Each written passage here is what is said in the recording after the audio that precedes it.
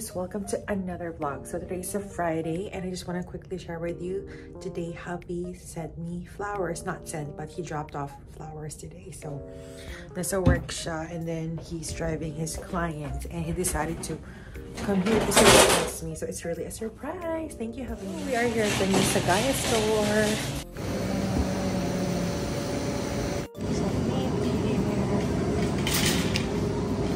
Meat.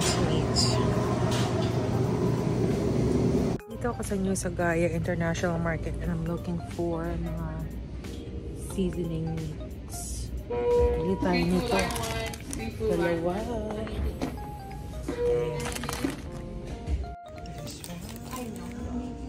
Ako ng ganito.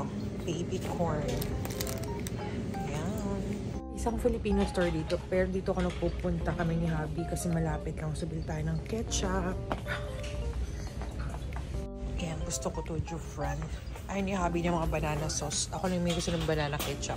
So, yan. Ice cream. Mahal ang ice cream dito. Meron sila mga Filipino snacks. So, yung mga siopaw sila. Ayun, may Goldilocks dito. Guys, marami namang Filipino, Filipino food, mga Asian food. Ayan, no? So, you got everything you need here. They got everything you need here. Mahal naman ng eggs. Salted eggs. Okay lang, maalat naman yan. Saka tayo bumili. Meron silang sito. Ako mataas ang sugar, wag to. I'm gonna buy sliced milkfish pang sinigang. Meron sila mga hot dogs. Walang tender juicy. Hawaiian. Kung masarap to. Ito yung tender juicy. Sobrang expensive.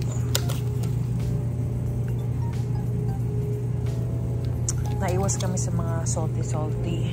Pero gusto ko ng pikyam. Bahala na. Kasi mag-grocery pa kami tomorrow. Hello!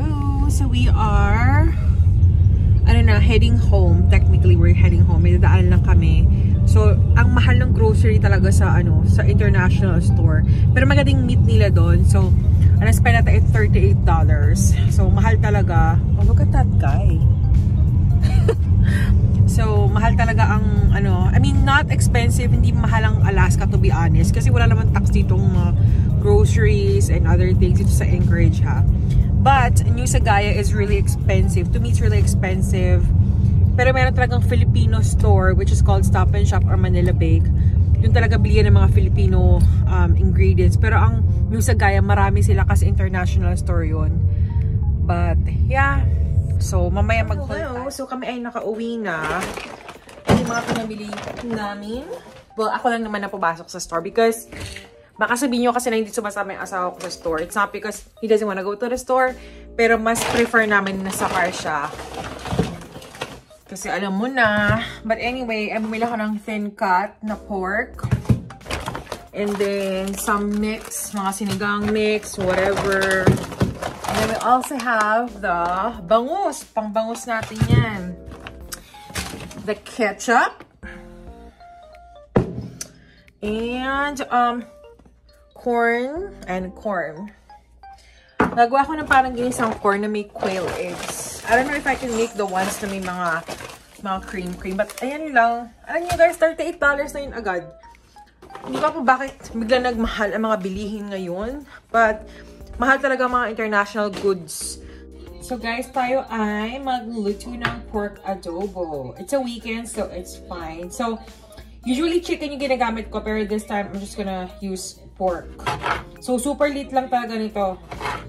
Para madaling maluto. Again, disclaimer, I'm not a cook. So I just do whatever is good. And tingin ko ay tama naman. Diba?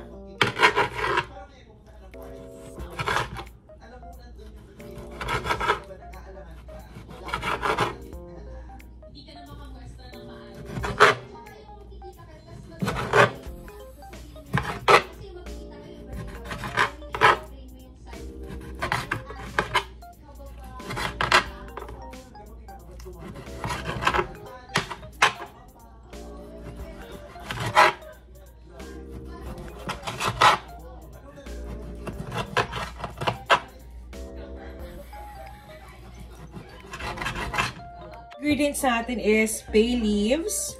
Meron tayong black peppercorn. So, garlic na gato lang gagamitin ko. Of course, tato puti. And then we have silver swan na toyo. Brown sugar. And then the meat. So, niready ko na yung pan. Medyo iniinit ko na yung pan, okay?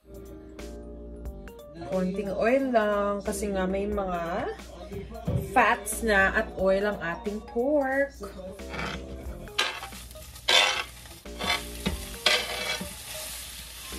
Gusto ko na ilagay yung garlic actually para medyo masunog-sunog na siya, diba? Para mamaya mas masarap. Hindi na ako gumamit ng spoon. Wait ako ng konti hanggang sa medyo mag-brownish siya. Pero lalagay ko na yung ating pepper para kumapit yung spice. Gusto ni hubby masarsa. So hindi siya yung like tuyo na adobo. Tapos mamaya i-judge ni hubby to kung masarap. Very honest naman talaga siya in fairness. Pag sinabi niya na, oh, walang lasa, it doesn't taste good. Di walang lasa. Diba? So, ayan. Pero in fairness, for the most, favorite talaga yung adobo ko. Kasi yung adobo ni Mama Mirna is a little different. May tomato sauce. May adobong ganun eh. Pero ako talaga traditional. But si mother-in-law, masarap din magluto.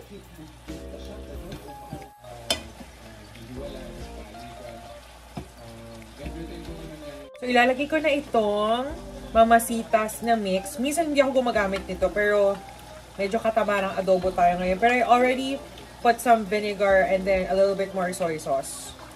So, pour natin yan dito, mga sis. Para kumapit ang sarsa. Nanonood ako ng ng Showtime sa YouTube. Yun ang aking pastime minsan. So, wala naman kaming TFC dito. And it's okay.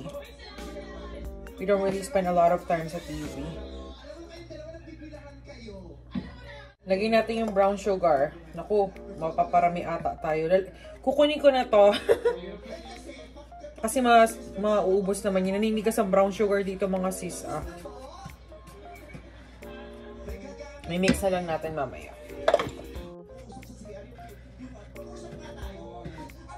Yung bay leaves. Actually, jar lang to. Pero ito yung L something. Nabibili sa store. Iba yung brand niya nasa pouch. Pero hindi ko tinapon yung jar. Lagyan natin ng maraming laurel leaves para mabango at masarap. Now, kung di naman kayo kontente sa pepper, you can still put more pepper. Ayan, tama na yan. Ngayon, kapag let's say, for example, it's a little salty, which I don't think it is salty, inaamoy ko na lang eh. Kinatansya ko. But anyway, pwede ako maglagay ng konting water later para medyo mas masarsa pa. Pero let's just wait for it to thicken a little bit. Alam nyo guys, meron kaming tirang patatas. Lagay natin yung patatas ha. Kasi may adobo may patatas, diba? Lagay natin para hindi masayang.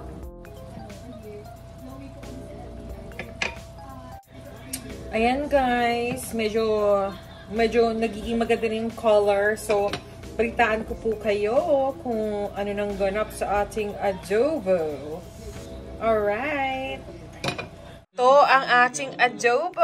Papatikim natin kay hubby ang ating adobo for today's video. Hello!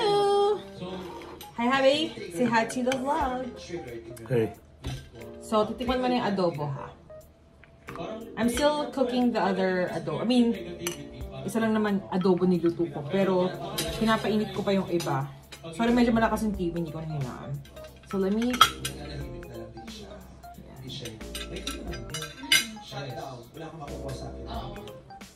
Favorite mo ba ito, hubby? Dear? Sometimes. It depends. He likes sinigang to, no? Yeah. So, nilagyan ko ng patatas to, hubby, ha? I was supposed to put pineapple, pero wala akong pineapple. So, kasama sa list ko yun tomorrow, pineapple. So, I want you to try it. I mean, this is not the first time he's eating adobo, pero parang it always feels like it's the first time kasi we don't cook adobo all the time.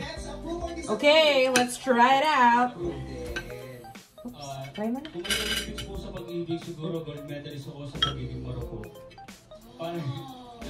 Ewan ko, kumbaga, gawin na nandyan siya, kahit mag-away kayo, tapos siyuin ka. Oh, yeah. Wala na, pag-ibig ka. Number 1, Siguro kung may Olympics sa pag-ibig, gold medalist. Approved! Yay!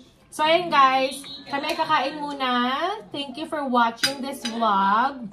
We'll see you again tomorrow, diba? Kasi labas kami. So, mag-vlog kami ni Javi. Bye! Please don't forget to like, share, and subscribe!